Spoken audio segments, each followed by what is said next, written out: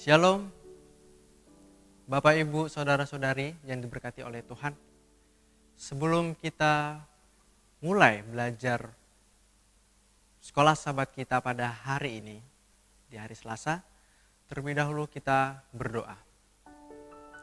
Bapa kami di surga, kami ingin belajar dari buku sekolah sahabat-Mu. Kiranya Engkau berkati kami, berikan kami hikmat, bukakan hati dan pikiran kami, agar kami dapat mengerti apa yang Engkau mau ya Tuhan. Terpujilah nama-Mu, kami serahkan kehidupan kami ke dalam tangan-Mu. Kehendak mulai jadi di dalam nama Yesus kami berdoa. Amin. Pada kesempatan kali ini, kita akan mempelajari kembali buku sekolah sahabat kita di hari Selasa tanggal 27 Oktober yang memiliki judul Membaca Pikiran Guru Agung. Mungkin di benak hati Bapak Ibu Saudara-saudari sekalian terlintas sebuah pertanyaan. Seperti apakah atau mungkin apa yang dimaksud dengan membaca pikiran Guru Agung? Apakah kita membaca pikiran dan hati Tuhan? Tidak mungkin, karena kita adalah manusia yang penuh batas. Lalu bagaimana cara Tuhan menyampaikan pikirannya supaya sampai ke kita? Tuhan turun ke dunia ini untuk melayani, bukan untuk dilayani. Dari kitabnya inilah kita dapat mengetahui isi hati dan juga pikiran Tuhan. Nah, itulah yang dimaksud dengan membaca pikiran Guru Agung. Sebelum kita membahas lebih dalam lagi pelajaran kita pada hari ini, kita harus mengerti apa yang dimaksud dengan guru. Di dalam Kamus Besar Bahasa Indonesia, guru artinya adalah seorang yang memiliki profesi mengajar atau pengajar, yang dimana arti kata guru ini adalah guguh dan ditiru. Yang jelas pastinya guru memberikan contoh yang terbaik, guru memberikan teladan yang baik kepada muridnya. Mungkin kita memiliki pada saat kita di masa pendidikan kita memiliki guru atau dosen yang favorit. Entah itu cara mengajarnya yang bagus, atau mungkin cara penyampaian yang sangat enak kita dengar. Tapi ingat Bapak Ibu Saudara-saudari sekalian, kita masih memiliki satu guru. Dan itu adalah guru semua umat manusia, yang biasa disebut Guru Agung. Siapa Guru Agung ini? Yaitu Tuhan kita Yesus Kristus. Di pelajaran sekolah sahabat kita pada hari ini, kita kembali ditarik untuk menyimak, membaca, dan memahami di dalam kitabnya Filipi 2 ayat 1-11. Yang dimana memiliki judul perikop, nasihat supaya bersatu dan merendahkan diri seperti Kristus.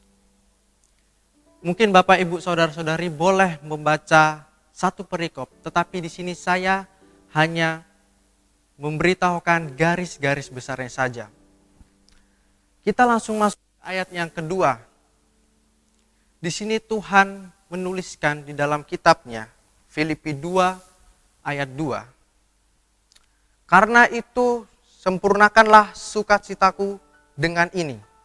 Hendaklah kamu sehati sepikir, dalam satu kasih, satu jiwa, satu tujuan. Dan juga di ayat yang ketiga Tuhan menginginkan kita untuk selalu rendah hati. Tetapi yang lebih penting saudara-saudari Bapak Ibu sekalian, di ayat yang keempat dikatakan bahwa dan janganlah tiap-tiap orang hanya memperhatikan kepentingannya sendiri, tetapi kepentingan orang lain juga. Tuhan sudah mengajarkan, sudah memberitahu melalui kitabnya yang suci ini, supaya kita jauh lebih baik menjadi manusia. Dan Tuhan rela turun dari tahtanya yang di sorga ke dunia ini untuk melayani. Dan tepat di dalam kitabnya Filipi 2 yang ke-8. Dan dalam keadaan sebagai manusia, ia telah merendahkan dirinya dan taat sampai mati. Bahkan sampai mati di kayu salib. Bukankah guru kita ini sangat-sangat favorit? Yang dimana dia rela turun ke bumi untuk demi kita. Dia rela mati di kayu salib demi kita, manusia yang penuh dosa ini. Seringkali kita melupakan akan hal kecil ini Bapak Ibu, yaitu rendah hati. Yang dimana lawan katanya ialah egois. Seringkali kita lebih mementingkan diri kita daripada orang lain. Secara pribadi, saya lebih suka mementingkan orang lain daripada diri saya. Mengapa? Karena ketika saya berbuat baik kepada orang, disitulah saya merasa jiwa saya ini berguna. Memang tidak seberapa penting bagi orang tersebut, tetapi itu sangatlah penting di mata Tuhan. Memang penuh dengan hujatan, penuh dengan cacian ketika kita ingin melakukan hal yang positif, ketika kita ingin melakukan hal yang baik. Tetapi ingat Bapak Ibu Saudara-saudari, jangan kita pikirkan omongan orang-orang yang ingin menjatuhkan kita.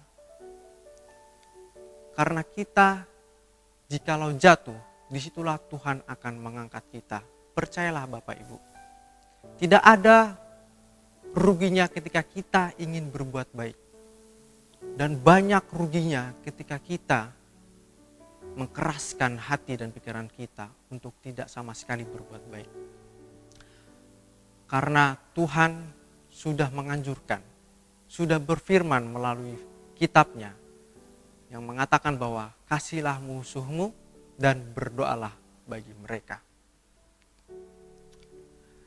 Di dalam buku pelajaran sekolah sahabat kita di hari Selasa mengatakan bahwa kita semua diingatkan bahwa ada banyak hal lagi yang dapat kita pelajari dari Guru Agung, yakni Yesus. Kita belajar dari pekabaran yang Dia bagikan selama pelayanannya di bumi ini. Kita belajar dari berbagai banyak mujizat yang Dia nyatakan dan cara Dia bertindak terhadap orang lain. Kita bisa mengupayakan mengambil diri kita sebagai contoh hubungan dengan orang lain, mirip dengan sikap kerendahan hatinya, yang besar dan berpikir seperti keinginannya untuk bersedia menukarkan kemuliaan sorgawi dengan palungan. Dalam kurung, betapa sebuah pelajaran yang sangat luar biasa bagi kita. Sudah sangat jelas Bapak Ibu Saudara-saudari. Sepatutnya kita memfavoritkan Yesus kita ini sebagai Guru Agung. Memang bukan salah lagi.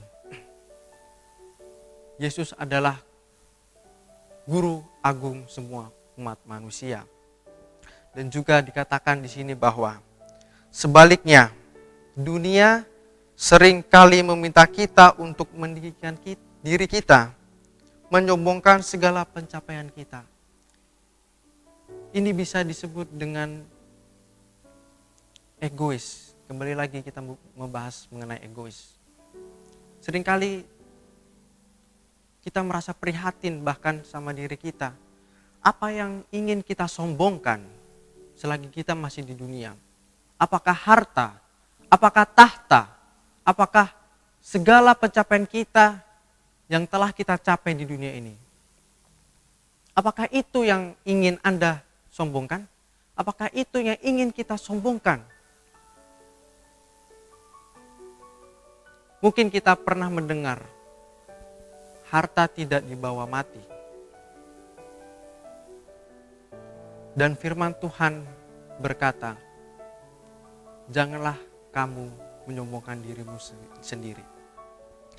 Di sini dikatakan di sebuah palungan di Bethlehem, dan dari guru agung kita belajar sebuah pelajaran yang berbeda, bahwa pekerjaan Allah yang terbesar dari pendidikan dan keselamatan bukanlah dicapai dengan cara meninggikan diri kita, tetapi dengan merendahkan diri di hadapan Tuhan dan menjadi pelayan bagi orang lain. Di sini kita diingatkan kembali, kita harus lebih sering merendahkan hati kita. Kita harus berani menolong orang yang tidak kita kenal. Itu memang tidak salah. Dan jangan kita memikirkan lingkungan kita sekitar terhadap respon-respon yang negatif.